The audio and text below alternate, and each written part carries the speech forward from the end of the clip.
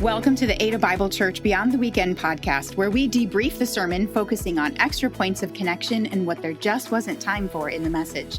We hope this podcast will encourage you to study God's Word and grow your relationship with Him. You'll appreciate the conversation most if you've already heard the weekend sermon, and you can find that link in the show notes. Thanks for joining us for today's episode of Beyond the Weekend podcast.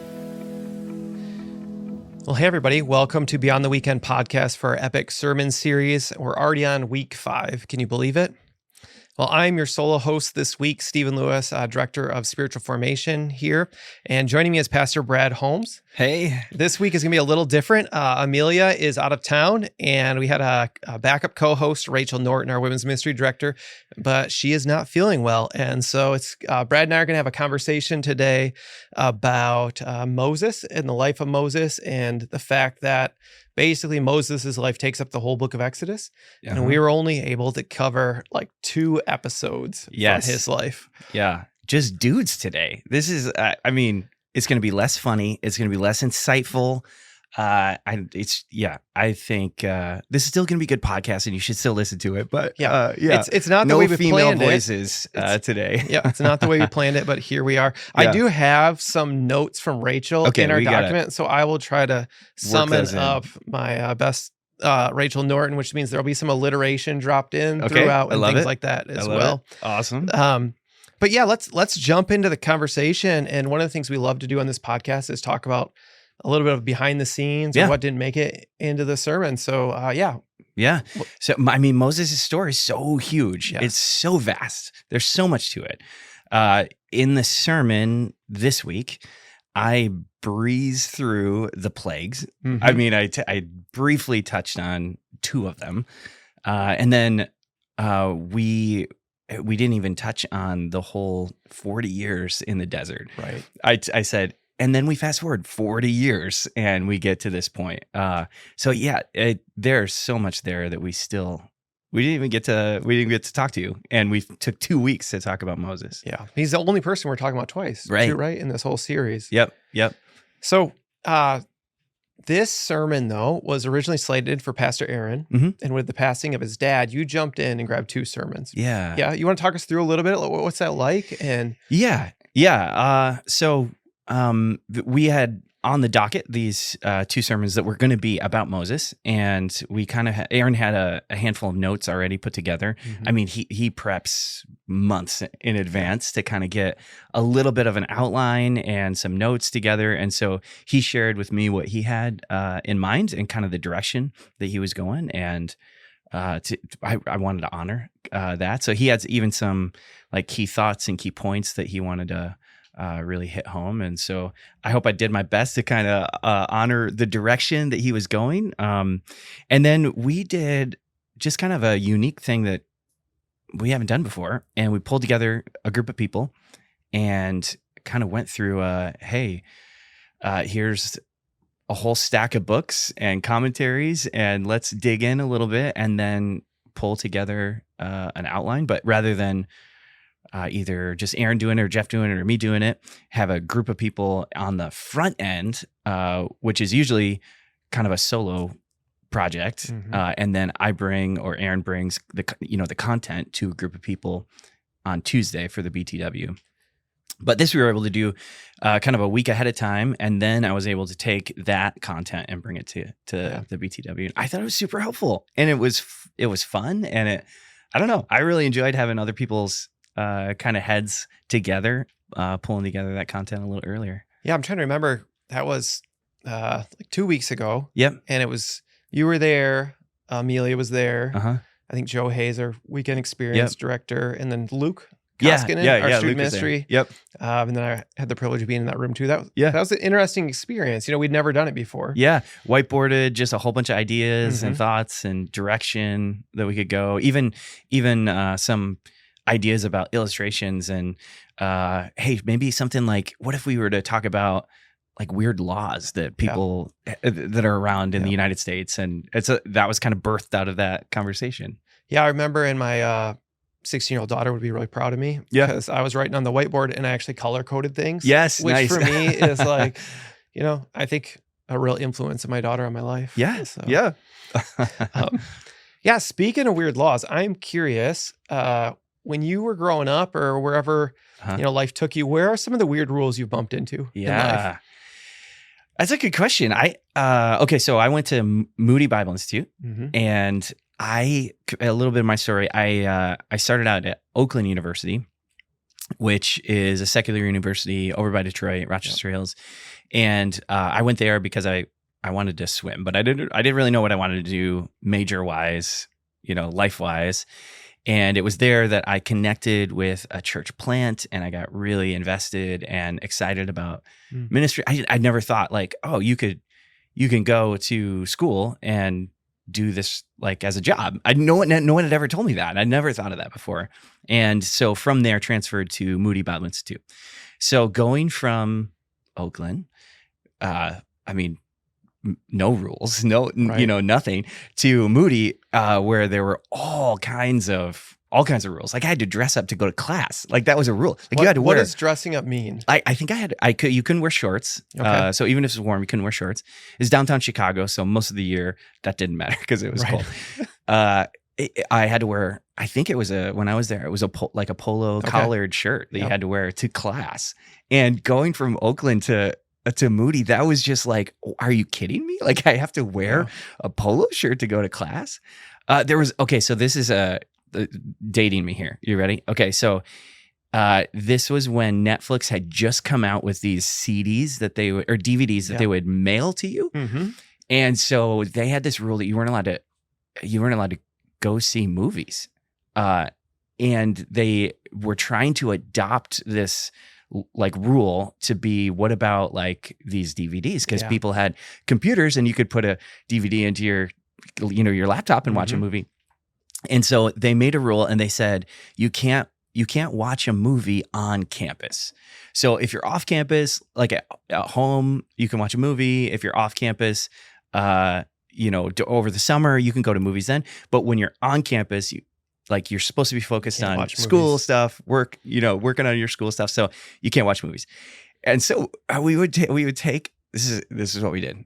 I don't know if this is good or not. We'd take our laptop, we would take one of those DVDs that we would get in the mail, and we would literally sit on the curb across the street. So you were very legalistic about it. We didn't want to watch it in our dorm room because that would be breaking a rule. But we would watch it across campus. I think Jesus, if he were here, might talk to you about how laws are not to be followed this in the outward appearance of the law, but also the heart of the law. I think you're right. But, that I had a very similar rule growing up. We weren't allowed to watch movies. I think there was an association of movie theaters with not following Jesus. In previous generations, and that kind of carried over into what you were experiencing at Moody and I experienced growing up. Well, I mean, even today, I worked with young adults for a long time. There are movies, TV shows you shouldn't be watching. Yes, for sure. Yeah. Any other? I also couldn't play with cards for a while growing up. I think there was an association with cards with, I don't know if it was gambling or the satanic, but we could play Rook because those were the Christian version of cards. Didn't have the face cards. But we couldn't have the face cards. Yeah. And that somehow, when the euchre movement came into our lives, that kind of went away in middle school, high school. But growing up, we didn't have cards around it. And I think some of it was my parents' attempt to honor my grandparents. Okay. Yeah. And so I don't even know that my parents felt that strongly about it, but they were also trying to honor their parents and some of the ways in which they grew up. But it's interesting, and it really does tie into, we just talked about Jesus and the heart, but this idea of relationship before rules. And how, I think about even then, my parents were trying to honor a relationship through that rule. And I think as I get some distance from those rules, I honor the relationship of my parents and what they were trying to do there. But, I loved how you brought that out in the story. Like you have this God who rescues them from Egypt. And even that's the beginning of the 10 Commandments, right? I'm the Lord your God who brought you out of the land of Egypt. You shall have no other gods before me. Even in Deuteronomy, it's in that reminder, it's hey, you're about to go in and this land is going to be beautiful. You're going to love it. It's going to be amazing. It's going to be flowing with milk and honey. You're going to have flocks and herds and all kinds of food to eat. But I want you to remember who I am, what I'm like. I want you to remember that you've been rescued first. And I was really drawn to that. Yeah, and this is one of those notes from Rachel, so it is alliterated. Yeah. But she said she's heard someone describe the law as a mirror because it reflects the character of God. Mm-hmm. You know, he's the one who rescued them and brought them out. It's a mentor because it leads us to faith in Jesus. You know, the law is our guardian or teacher, and it shows us where we need to grow and walks us to Jesus. And then it's a map for the spirit-empowered life. It's not that we're going to perfectly follow it, but progressively through sanctification, Jesus was sent so the righteous requirement of the law might be fully met in us, the rescued one, who live not according to the flesh, but according to the Spirit. And we see that in Romans 8. So mirror, mentor, and map were kind of the language that stuck with Rachel over the years. Yeah, I like that.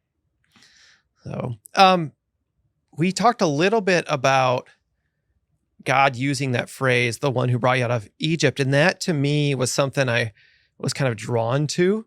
And I found somewhere that is a phrase repeated like 15 to 20 times in Deuteronomy when God's trying to remind these people after 40 years.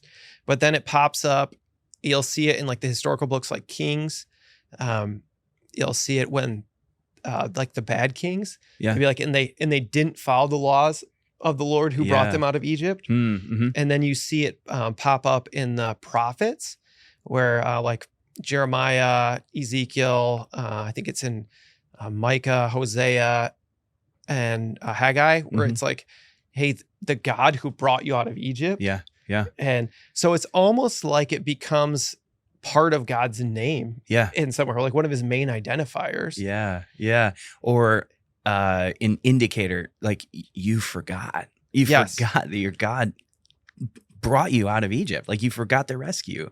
And now look at what's happening. Like you yeah. Oh, that's cool. I like that. Yeah, and so I was surprised at how many times it pops up throughout, because this is one of the key events of the Bible that we keep getting pointed back to over and over again.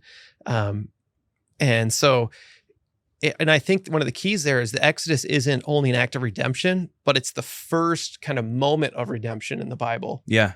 And so God will rescue his people over and over again. You know, that's kind of the story of the Judges, which is where we're headed to eventually. Yep. It's also the story of the exile and return, and then it's the story of Jesus, but it's that formative primary model of redemption in some ways that we see throughout the Old Testament. And when we talk about rescue and remembering the rescue, I think it's super cool that God even says, hey, by the way, I want you to do this thing every year. Yeah. And I want you to celebrate it. And you're going to call it Passover, and you're going to remember. And you're going to spend a whole evening, and you're going to take time to remember that I was the one who rescued you, and I brought you out of Egypt. And you're going to do it every single year. And then when we fast forward to think about that it was at the Passover where the disciples shared the Last Supper, and Jesus introduced this idea of, hey, it's going to be my body that's broken for you and my blood that's shed for you. I am the one who's going to rescue you. I love that. And then, you know, the command that, hey, by the way, when you guys gather together, we celebrate communion. Like you should remember. Yeah. Do this in remembrance of me. That's like, I think the church I grew up with, I think had one of those communion tables at the front. Have you seen those? Yeah. And I'm pretty sure it had carved into it, do this in remembrance of me. You know, just that idea of remembering. Yeah. Remembering your rescue. Yeah. That's awesome. And so you see it become part of God's identity in the Old Testament. You see it become kind of a part of a religious tradition, if you will, in the Old Testament. And then if you think of even how we talk about Jesus as Christ, as the Messiah, right? That's part of his identity, is that rescue. And then it's part of the religious tradition. Like we, as Protestants and non-denominational, we don't have a lot of religious traditions, right? We have baptism, which is a sign of being brought to life. And we have communion, which is a remembrance of Jesus's death and resurrection. And I also looked into this week, the idea in Exodus 15:13 at 16, it talks about Redeemer, because Redeemer is a big idea throughout the Bible. And in fact, you know, I think Tim Keller's church was called like Redeemer Presbyterian or something. And Hebrew speakers are going to probably email in and tell us this isn't the right pronunciation, but the verb there is ga'al. It's probably more guttural than that, and I probably can't even do it. Yeah, use a little more throat. and then the person doing the redeeming would be the goel. And I thought it was fascinating because it's a term used as a family member. And so it's like God is redeeming essentially his family, right? Yeah, He chose these people as his children. And it's also the term used in, think of Ruth and Boaz later with the kinsman redeemer. Yep.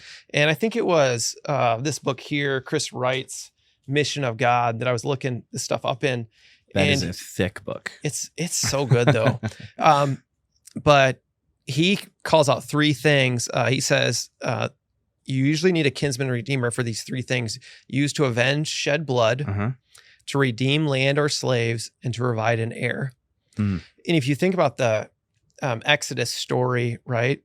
God, we talked about last time on the podcast, God sees them, he hears them, and he comes down. Yep. Right? Because the violence perpetuated against them, even the genocide of the first of the boys. Yeah. So it's avenging shed blood.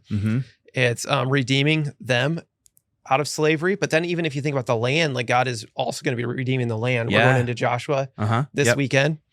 And then providing an heir, it's through the people of Israel that Jesus comes too. So you have all three of these elements of kinsman redeemer that you could see. That's awesome. Are all wrapped up into what God is doing in the Exodus. Yeah. Oh, that's so cool.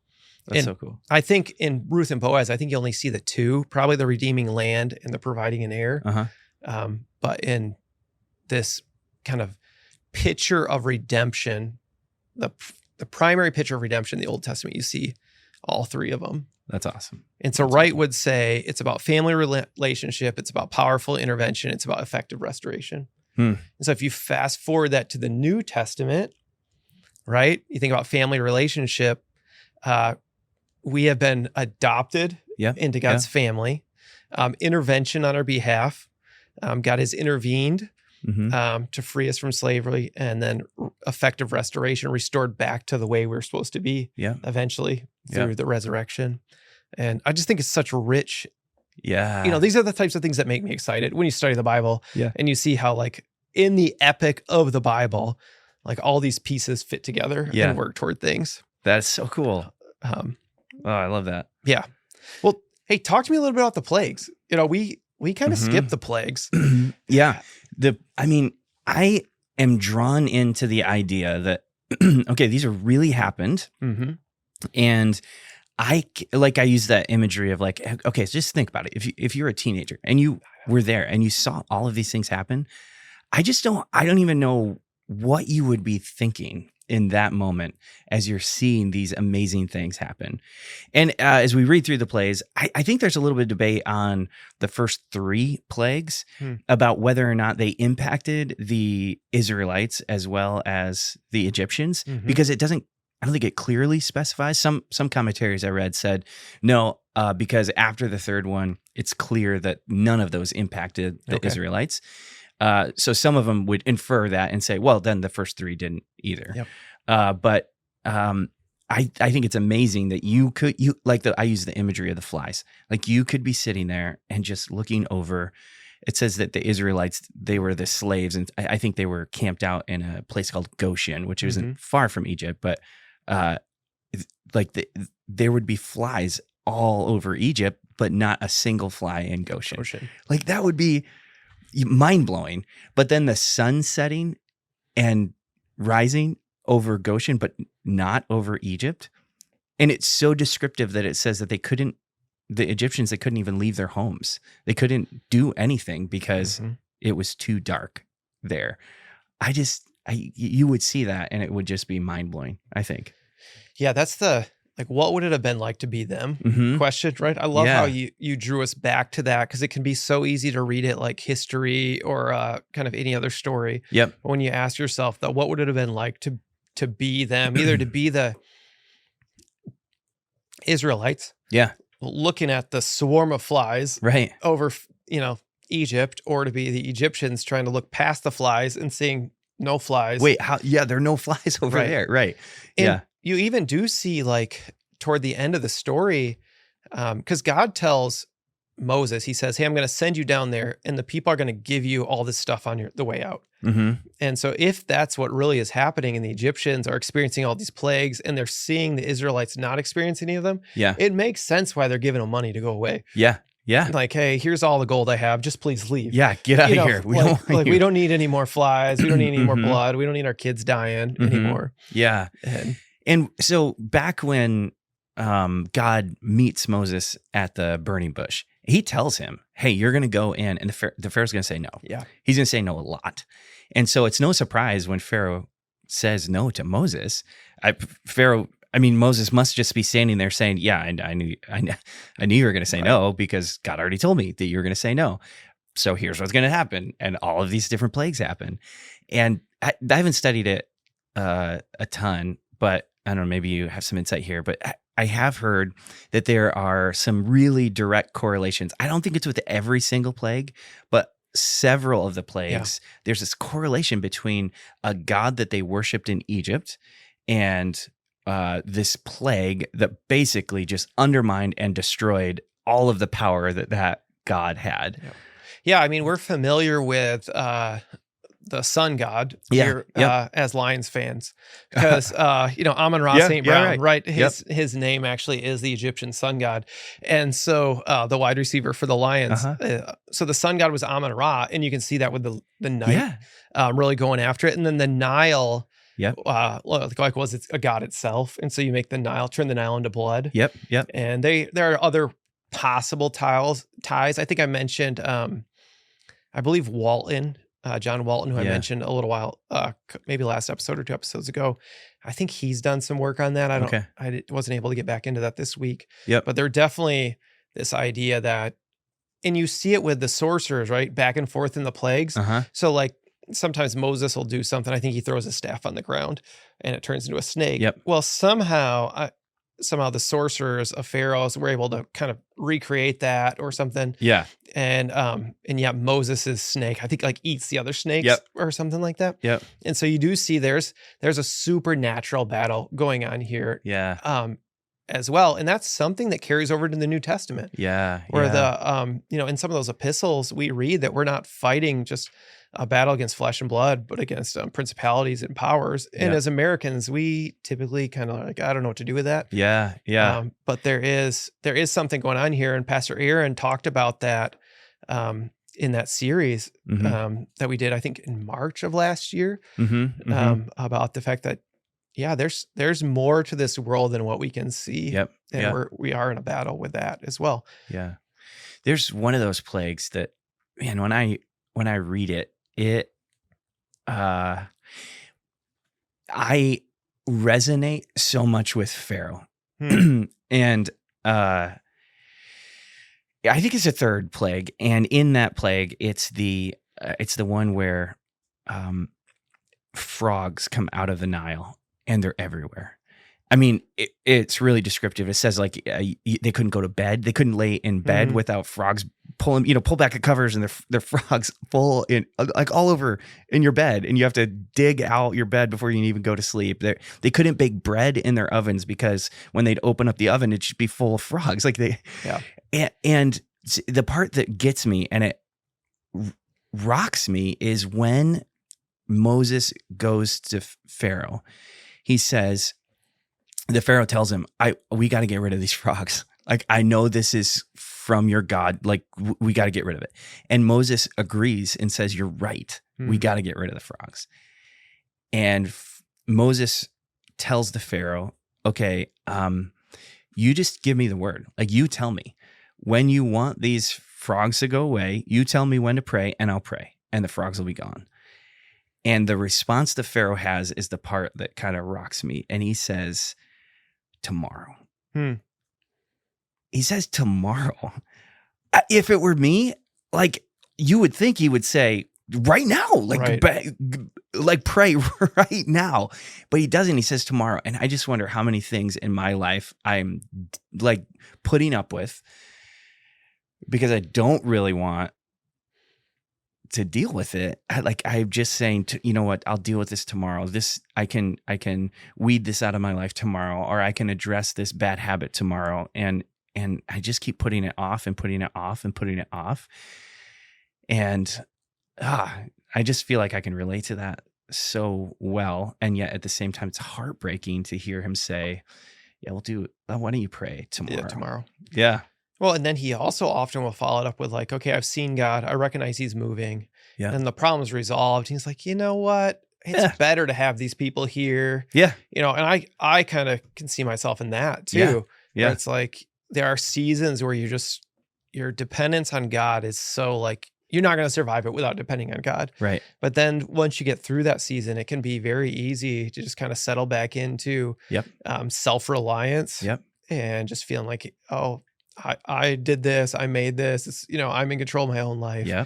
And until God calls you back into another season of reliance. Which is, I think, why we get the 10 Commandments a second time in Deuteronomy. Mm-hmm. The land is going to be flowing with milk and honey. Yeah. I need you to still depend on me. I need you to still look to me. You're going to have flocks and herds, but I need you to still remember that I'm the one who rescued you and brought you into this land. Yeah. Well, let's talk a little bit about that, because we go from the plagues and the rescue and the sending out, go through the sea, right? You talked a little bit about that. And then Moses is up on the mountain, Exodus 20, gets the 10 Commandments, and they get ready to go into the land. Yeah. But they don't. Right. Yeah. Yeah. I mean, they try to, but they don't. They don't. Right. Right. Yeah. And then they end up spending 40 years wandering around the desert. Mm-hmm. There are a couple things that I've heard about this. And I had one professor say this 40 years was the time for Israel to learn that they can trust God. It was no, trust me. Don't listen, Israel, you can trust me. You can trust me. You can trust me. Like over and over, it was this 40 years of learning to trust God. Another thing that I thought was fascinating. So they're out in the wilderness. I mean, during this desert period, they're deep into the wilderness. And somebody said at one point, like it's kind of like the ocean, where, you know, early on with boats, like you didn't cross the ocean. Like you didn't do that. Like you didn't have a boat big enough to cross the ocean, supplies to cross the ocean, or navigation or awareness of, if I go in this direction, I'm going to eventually hit like land again. Like you didn't cross the ocean. Well, in the same way, you didn't cross the wilderness. And so for 40 years, they're stuck in the middle of the ocean, you know, the desert, but no other armies could chase after them. No other, you know, people could come and attack them because they're in the middle of the desert and people couldn't get to them. Yeah. And, but they're being provided for because they have manna in the morning, every day, except for one day a week. And they have water because God's providing water for them. And God is saying over and over again, hey, listen, you're in the middle of this arid, dry land, but I'm providing food for you. I'm providing water for you. I'm taking care of you for 40 years. You need to trust me, trust me, trust me. And it says, I think, doesn't it say like their sandals don't wear out and their clothes don't wear out too? So God is sustaining them. Putting them on some kind of, like the video game of infinite lives for their clothes and their shoes. Yeah. Yeah. Oh, and I remember, I think it was 2021 or 2022. I was in Israel for the first time, and we weren't in exactly the same spot of the wilderness, but southern Israel is like desert, rocky. Yes. And we took a long hike on a hot day. Yep. There. And the thing I remember impressed upon me from God was like, hey, you would have been one of the people grumbling too. You know, because that's a lot of this Israelite story is they're grumbling.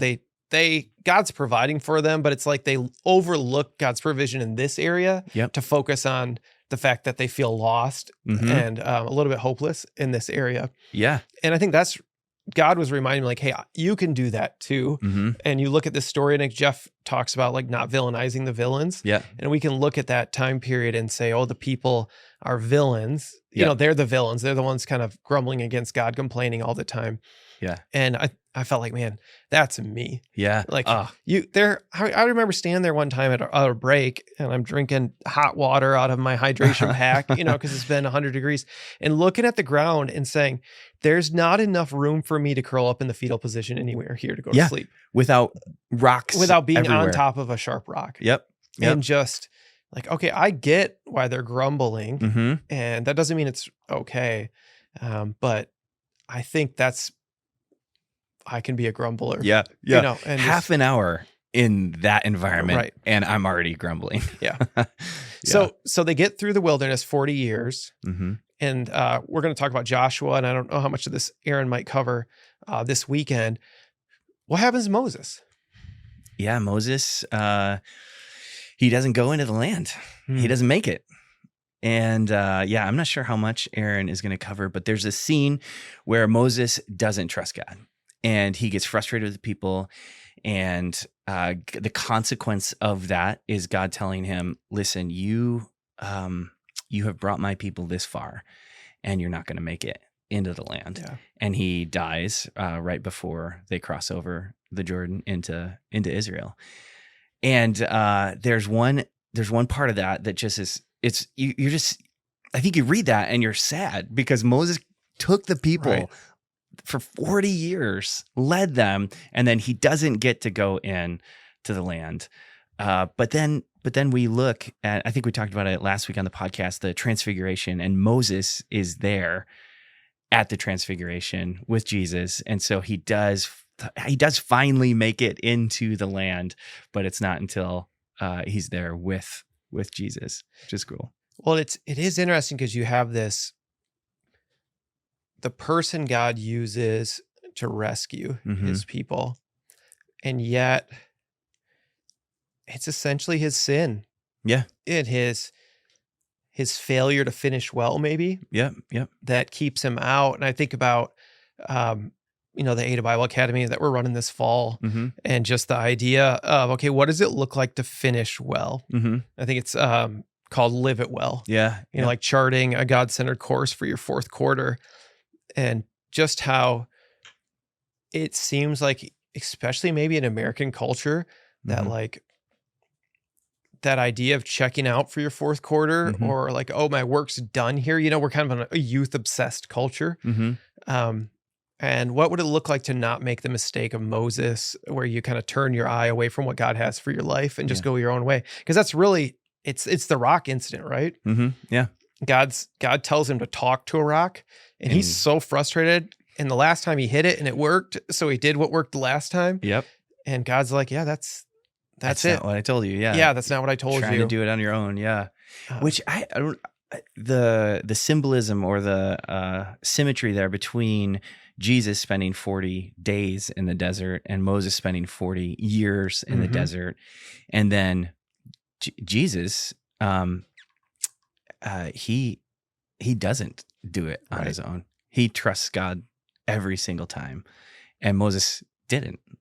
Moses tried to do it on his own. Moses took control back. Moses, fell into that temptation, and just that imagery of like, we can't, but he can. Well, and that's really where I want to kind of take us next, is you have these Moses and Jesus parallels. We've talked about some of them before. You just mentioned the wilderness, and it's notable, Israel's there for 40 years. Jesus is there for 40 days. It's also very noticeable, and I think we're supposed to notice this, that Jesus responds, I believe, every time with quotes from Deuteronomy. Yeah, that's right. Yep. And so here you have Jesus, in his wilderness testing, reflecting upon the text, like at the end of the wilderness. Yep. And we talked, I think, last time about the birth, how both Moses and Jesus escape kind of a genocide, and they both have ties to Egypt. And then we've mentioned this a little bit, but just the law parallels, where Moses is considered the lawgiver. And then you have the Sermon on the Mount, where Jesus is like, you have heard it said, but I say to you. Yeah. And that he's the fulfillment of the law. Yep. And of course, you have the transfiguration there as well. You mentioned the Passover and the Last Supper. Yep.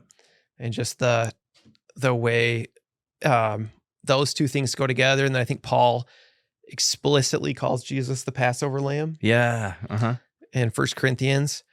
And we talked about the I am statements last time, I think, as well. Yep. And then there's some fun things about Jesus being the bread of life, and that contrasts or compares really well to manna and then Jesus is the living water, Yep. versus the water from a rock. Yeah. I'm trying to think of what else there might be. Of course, you have the new covenant versus the covenant of the law.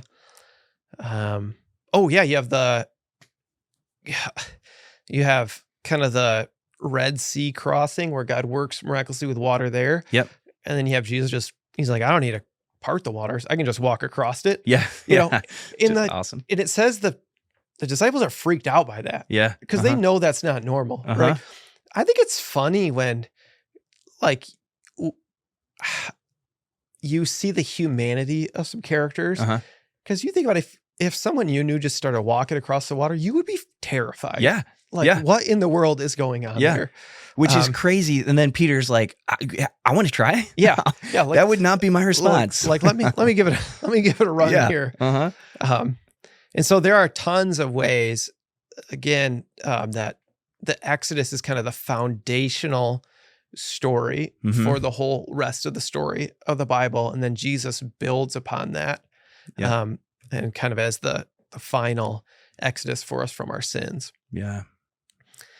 So we had a question from a listener about your first sermon. So let me read it here. And here you have to say, said, I'm curious about the fourth point of the first Moses sermon. God is passionate about your purpose.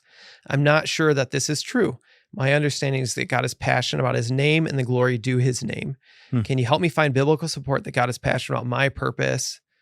Okay. So the question I think is saying like, my kids are looking at colleges right now. Right. And they're trying to decide what college to go to.